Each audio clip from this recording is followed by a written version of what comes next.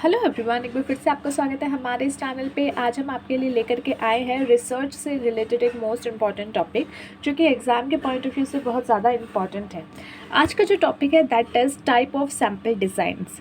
सबसे पहले इसके ऊपर एक क्वेश्चन कैसे आ सकता है, एक जो है फुल फ्लेज क्वेश्चन आ सकता है जहाँ पे सैम्पल के बारे में पूछा जाएगा कि सैम्पल क्या है, इसके ऑब्जेक्टिव्स क्या होते हैं और साथ ही साथ कितने टाइप के सैम्पल डिज़ाइन हो सकते हैं। तो ये एक पूरा फुल फ्लेज क्वेश्चन के रूप में जो है उसका एक छोटा सा पार्ट बना करके पूछा जा सकता है, या फिर एक शॉर्ट नोट लिखने के लिए आ सकता है कि सैम्पल डिज़ाइन के ऊपर एक शॉर्ट नोट लिखिए। तो चलिए शुरू करते हैं आज का हमारा ये टॉपिक। देखिए, जब आप रिसर्च कर रहे होते हो तो आपको चाहिए होता है डाटा, और डाटा ज़रूरी नहीं है आप सिर्फ न्यूज़पेपर से ही उठाओ या फिर जो है आपकी जो सेकेंडरी सोर्स ऑफ डाटाज होते हैं वहीं से डाटा लो, क्योंकि अगर किसी ने सेकेंडरी सोर्स में भी डाटा डाला है तो ऑब्वियसली उन्होंने पहले प्राइमरी सोर्स से वो कलेक्ट किया होगा, देन उसको पब्लिश किया होगा, एंड तभी वो दूसरों के लिए as a secondary source of data available हो पाएगा। तो इसीलिए प्राइमरी सोर्सेज भी बहुत इंपॉर्टेंट होते हैं डाटा कलेक्ट करने के लिए। अब प्राइमरी सोर्स से जब डाटा कलेक्ट किया जाता है तो इतने सारे तरीके हैं, बहुत सारे तरीके हैं, जिनमें से एक तरीका होता है कि लोगों से क्वेश्चंस करना, लोगों को पकड़ना, उनसे जो है डाटा कलेक्ट कराना। अब ऐसा पॉसिबल नहीं है कि अगर आपको 100 लोगों के जो है डाटा कलेक्ट करने हैं तो हो सकता है कि शायद आप एक एक से बात कर लो, लेकिन वहीं पे जब आपको ये संख्या हज़ारों में आ जाती है जहाँ पे आपके लिए पॉसिबल नहीं हो पाता हर एक व्यक्ति के पास जाकर के उससे क्वेश्चंस करना, उसके पॉइंट ऑफ व्यूज़ लेना या उससे डाटा कलेक्ट करना, तो ऐसे सिचुएशन में आप क्या करते हो, सैम्पल्स उठाते हो। सैम्पल्स उठाते हो यानी कि वो वाला सैम्पल नहीं जो आपके दोस्त आपको बोलते हैं कि तू तो सैम्पल है, वो सैम्पल नहीं, मतलब कि एक ग्रुप से या कुछ लोगों के बीच में से एक या दो बंदे उठा लेते हो और सोचते हो कि इनकी जो सोच है वो बाकी की भी होने वाली है, या फिर एक तरीके से जो ये लोगों की एक अवधारणाएं हैं या ये लोगों की जो थिंकिंग है या इससे जो डाटा मिलेगा मुझे, वो कहीं ना कहीं वो बाकी सारे जो लोग होंगे उसको रिप्रेजेंट कर देगा। तो अगर 1 लाख लोग हैं उनका डाटा आपको कलेक्ट करना है तो आप क्या कर सकते हो, 1-1 लाख में से जो है 2-2, 5-5 पर्सन उठा लो और उसी का जो है डाटा कलेक्ट करके ये मान लो कि ये उनको रिप्रेजेंट कर रहे हैं, या इनका जो डाटा मुझे मिलने वाला है वो कहीं ना कहीं बाकी सबसे मिलने वाले डाटा से बराबर ही होगा। तो इसी को उठा करके हम प्रोसीड कर लेते हैं। तो उसको कहा जाता है सैंपल करना। अब सैंपल डिज़ाइन, अब सैंपल का डिज़ाइन कैसे किया जाएगा, कैसे आप सैंपल उठाओगे, उसके कौन से तरीके होते हैं। सबसे पहला तरीका होता है non probability sampling. Non probability sampling, इसमें क्या होता है, technique in which the researcher select sample based on the subjective judgement of the research rather than random selection. एक होता है कि 10 लोग बैठे हैं, उनमें से आपको 2 लोगों का सैंपल उठाना है, तो आपने अक्कड़ बक्कड़ करके कोई भी 2 बंदे उठा लिए, वो क्या हो गए, वो तो हो गए रैंडम सिलेक्शन कि आपने रैंडमली किसी को भी उठा लिया। लेकिन आप क्या कर रहे हो, नॉन प्रोबेबिलिटी सैम्पलिंग में आप अपने रिसर्च को पहले देख रहे हो कि आपकी रिसर्च किसके बेस्ड है, किसके ऊपर बेस्ड है। अब आप क्या करते हो, उसके ऊपर थोड़ा सा सब्जेक्टिव जजमेंट करते हो कि भाई मुझे इस तरीके के लोग चाहिए या मुझे इस तरीके का जो है मेरा रिसर्च है, तो मैं चाहती हूँ कि ऐसी सैम्पल मुझे मिले जिसको जो है इन सब के बारे में नॉलेज होनी चाहिए, इन पॉइंट्स के बारे में नॉलेज होनी चाहिए। तो आपका एक सब्जेक्टिव जजमेंट बन गया है और उसके बेस पे आप लोगों को सिलेक्ट कर रहे हो। So that is non probability sampling, यानी कि प्रोबेबिलिटी नहीं है किसी को भी उठा लिया, नहीं, नॉन प्रोबेबिलिटी सैम्पलिंग कि आपने कुछ जजमेंट्स बनाई हुई हैं, आपने कुछ पॉइंट्स लिखे हुए हैं और उसके बेसिस पे आप उनको उठा रहे हो। आपके पहले से ही जो पॉइंट्स आपने डिसाइड किया उसको ध्यान में रखते हुए आप लोगों को ले रहे हो, then that is your non probability sampling.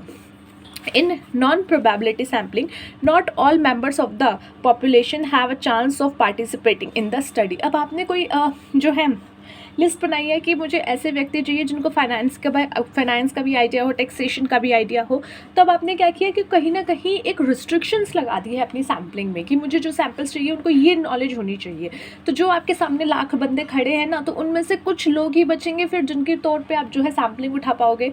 तो इसीलिए इसमें क्या हो जाता है, एक तरीके से जो बाकी पॉपुलेशन है या ये कह लीजिए कि जो सारी की सारी पॉपुलेशन है उनके चांस कम हो जाते हैं पार्टिसिपेट करने के। क्योंकि आपने दायरा जो है अपना बना लिया है, आपने जो है एक तरीके से पॉइंट्स बना लिए हैं कि जो इस पे खरा उतरेगा वही मेरा सैंपल बन पाएगा, या फिर ये इस पे जो खरे उतरेंगे उन्हीं को मैं सैंपल के तौर पर लूँगा। Carried out by methods of observation and is widely used in qualitative research. अब ये क्या होता है, इस मेथड को जब आप करते हो तो ऑब्जर्वेशन का यूज़ करते हो, ऑब्जर्वेशन का यूज़ करके इस मेथड का यूज़ करते हो। एंड देन ये कब सबसे ज़्यादा यूज़ होता है, जब आप क्वालिटेटिव रिसर्च कर रहे होते हो। अब उसी के जस्ट अलग है आपका प्रोबेबिलिटी सैम्पलिंग, जहाँ पे आप रैंडम सैम्पलिंग करते हो, क्या किसी को भी उठा लिया, 10 बंदे हैं, 10 में से किसी को भी उठा लिया। तो वो होती है probability sampling, also known as choice sampling और रैंडम सैम्पलिंग। ठीक है, इसको चॉइस सैम्पलिंग भी कहते हैं, रैंडम सैम्पलिंग भी कहते हैं। Under this sample design every item of the universe has 6 equal chance of being included in the sample. ठीक है, नॉट 6 ऑन इक्वल चांसेस, यानी कि हर व्यक्ति का जो है इक्वल चांसेस है उस सैम्पल में इंक्लूड होने का। जैसे कि 10 बंदे हैं, 10 के 10 का जो चांसेस है वो इक्वल है, यानी 10 के 10 के पास प्रोबेबिलिटी है कि उनको चूज़ कर लिया जाएगा। In a way, it is lottery method under which individual units are selected from the whole group, not deliberately but by using some mechanical process। ठीक है, यानी कि यहाँ पे क्या बोला गया है कि एक लॉटरी मेथड के तौर पे भी इसको आप देख सकते हो, जहाँ पे हर एक इंडिविजुअल का सिलेक्ट होने के चांसेस होते हैं किसी एक ग्रुप के, किसी भी एक ग्रुप में से किसी भी एक व्यक्ति के जो है एज अ सैम्पल पिक होने के चांसेस होते हैं। Therefore, only chance would be determined whether on item or on other would be included in the sample or not. The result obtained from probability or random sampling would be assured in terms of probability। जो भी आप जो है एक random sampling कर रहे हो या जो है लोग उठा रहे हो, तो वो इंश्योर करता है कि वो प्रोबेबिलिटी के टर्म्स पे वो खरा उतरेगा। Next is systematic sampling. Systematic sampling यानी सैम्पलिंग करनी है पर सिस्टम से करनी है, यानी कि ऐसे ही किसी को नहीं उठा लेना कि प्रोबेबिलिटी नॉन प्रोबेबिलिटी के थ्रू, बट आपने क्या किया, जैसे 10 लोगों की लाइन है तो हर छठे बंदे को आप उठाते हुए चल रहे हो, मतलब आपकी जो है एक पूरी लाइन बनी हुई है लेट सपोज, तो हर छठे व्यक्ति को आपने उठा लिया। तो ये क्या है, सिस्टमैटिक, कि एक सिस्टम से जो है आपने उठाते चल रहे हो कि 5 बंदे छोड़ के छठा उठा लिया, 5 छोड़ के छठा उठा लिया, वो क्या है, systematic sampling. In some instance the most practical way of sampling is to select every in item on a list. ठीक है, कोई भी लिस्ट में जो है, पूरी जो लिस्ट आपके पास है उसमें से कोई एक आइटम आपने उठा लिया, लेट सपोज 9th आइटम ले लिया। ये आई मतलब रिप्रेजेंट कर रहा है आपका नंबर्स को, कि 5th आइटम ने उठा लिया, आइटम यानी व्यक्ति की बात हो रही है यहाँ पे। ठीक है, क्योंकि 5वां व्यक्ति उठा लिया और छठा व्यक्ति उठा लिया। और गुड्स के ऊपर अगर आप कुछ कर रहे हो तो उसमें से आपने कुछ नंबर्स का उठाते आप चल रहे हो कि 5वां लेते जा रहे हो, 4 छोड़ के 5वां लेते जा रहे हो, तो उसको कहते हैं systematic sampling. Sampling of this type is known as systematic sampling. An element of randomness is introduce into this kind of sampling by using random numbers to pick up the unit with which to start. ठीक है, एक तरीके से random आपका जो है यहाँ पे शुरू होता है कि आप कोई भी एक रैंडम नंबर उठाते हो और उसी को उठाते हुए चलते हो, उसी को उठाकर स्टार्ट करते हो।